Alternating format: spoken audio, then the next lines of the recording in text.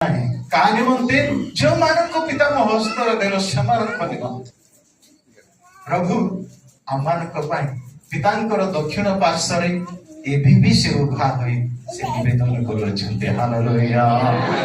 ତୋ ପାଖରେ ଥିବା ଲୋକଙ୍କୁ ତୁମେ ଧନ୍ୟ, ପ୍ରଭୁ ତୁମକୁ ବାଛିଛନ୍ତି, ପ୍ରଭୁ ତୁମକୁ ୟା ମାନେ ଫାଟରେ ଠିଆ ହେବାର ସାମର୍ଥ୍ୟ ଦେଇଛନ୍ତି,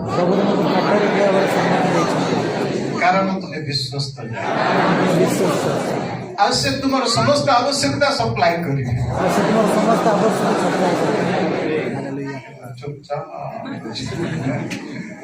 ଗୋଟେ ଜନ୍ତୁ ଦେଖୁଛୁ। ହାଲେଲୁୟା। ପ୍ରିୟ ମଣ୍ଡଳୀ, କୌଣସି ଲୋକ ଆପଣଙ୍କୁ ବାଛି ନାହିଁ, ପ୍ରଭୁ ବାଛିଛୁ। ଦେଖ ଜିହିଜକଲକୁ